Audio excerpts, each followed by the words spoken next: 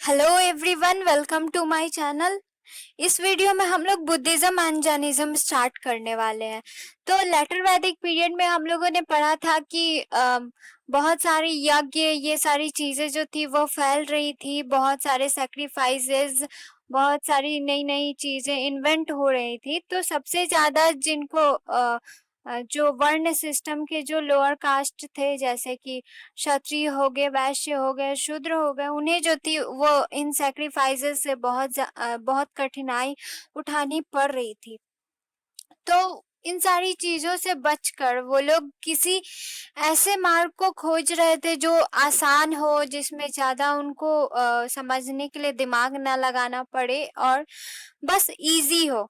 तो बुद्धिज्म और जैनिज्म जो थी वो ये सारी चीजें उन लोगों को प्रोवाइड कर रही थी। तो जो लोअर वर्ण के जो लोग थे वो बुद्धिज्म और जैनिज्म के तरफ जो है वो अट्रैक्ट होने लगे, और इस तरह से जो है बुद्धिज्म और जैनिज्म का राइज हुआ था।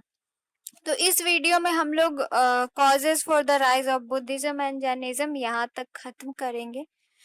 तो 6th सेंचुरी बीसी में क्या हुआ? 6th सेंचुरी बीसी को हिस्ट्री का वंडरफुल सेंचुरी माना जाता है, इतिहास का वंडरफुल सेंचुरी। बहुत सारे महान विचारक जो थे वो आए, जैसे कि बुद्ध हो गए, महावीर हो गए, हेराक्लिटस, जोरस्टर, कन्फ्यूशियस और लाओ से, ये सब जो थे वो रहे इंडिया में और अपने उनके जो भी आइडिया थे उसका प्रचार प्रसार किया। इंडिया में क्या था, रिपब्लिकन इंस्टीट्यूशंस जो थे उस वक्त बहुत ज्यादा स्ट्रांग थे, और रिपब्लिकन इंस्टीट्यूशंस के स्ट्रांग होने के कारण बहुत सारे हेटेरोडॉक्स सेक्ट्स जो थे उनका राइज हुआ, जो कि ऑर्थोडॉक्स रिलीजन जो कि राइट्स और रिचुअल्स से डोमिनेटेड थी, मतलब बहुत सारे यज्ञ और सैक्रिफाइसेस करवाए जा रहे थे, उन सब के अगेंस्ट थी हेटेरोडॉक्स सेक्ट। और उन सब में जो सबसे ज्यादा सक्सेसफुल रहे वो थे बुद्धिज्म और जैनिज्म। उनका इम्पैक्ट जो था इंडियन सोसाइटी में काफी अच्छा था, रिमार्केबल इम्पैक्ट था बुद्धिज्म और जैनिज्म का। अब उनके कॉजेस देखते हैं कि क्या क्या रीजंस थे जिस कारण से बुद्धिज्म और जैनिज्म का राइज जो है वो हुआ। तो प्राइमरी काउज, जब सबसे पहला रीजन जो हम लोगों ने लेटर वैदिक पीरियड में पढ़ा था वो था religious unrest in the 6th century BC. क्या हुआ था? Complex rituals, sacrifices advocated in the later Vedic period were not acceptable to the common people। तो जो आम आदमी थे, ब्राह्मण्स को छोड़ के जो आम आदमी थे, उनके ये जो भी रिचुअल्स थे, सैक्रिफाइसेस थे, ये उनको एक्सेप्ट नहीं हुआ, इन सब के खिलाफ होने लगे वो लोग धीरे धीरे। और सैक्रिफाइसेस और सेरेमनीज जो भी होती थी वो उनके लिए बहुत ज्यादा एक्सपेंसिव थी, बहुत महंगी थी, सारे लोग इसको अफोर्ड नहीं कर सकते थे। Superstitious beliefs and mantras confuse the people. अंधविश्वास और ये सारे जो मंत्र थे वो लोगों को कंफ्यूज कर रहे थे। टीचिंग ऑफ उपनिषद जो कि इन सारी चीजों से अलग थी, ये इतनी ज्यादा फिलोसफिकल थी कि लोगों को समझ में नहीं आ रहा था। ये उपनिषद जो था वो लोगों के समझ से परे था, ये सारी चीजें उन्हें समझ नहीं आ रही थी आसानी से। और इस कारण क्या हुआ, लोगों लार्जर अमाउंट में लोग क्या चाह रहे लोग थे, वो चाह रहे थे कि कुछ सिंपल, शॉर्ट और intelligible way to salvation for all people.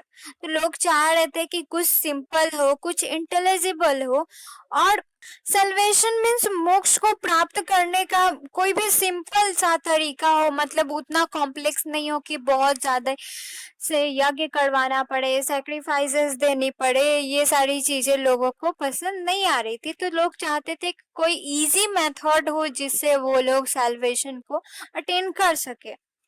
और such religious teaching should be in a language known to them. और वैसी रिलीजियस बातें जो है वो लोग ऐसी भाषा में होनी चाहिए कि लोगों को समझ में आए। अगर कोई भी चीज अगर उस लैंग्वेज में ही नहीं हो कि हम समझ नहीं पाए, तो उन सारी चीजों का रहना और ना रहना बराबर है। तो लोग चाहते थे कि जो भी हो वो इजी लैंग्वेज में हो कि सबके द्वारा समझा जाए।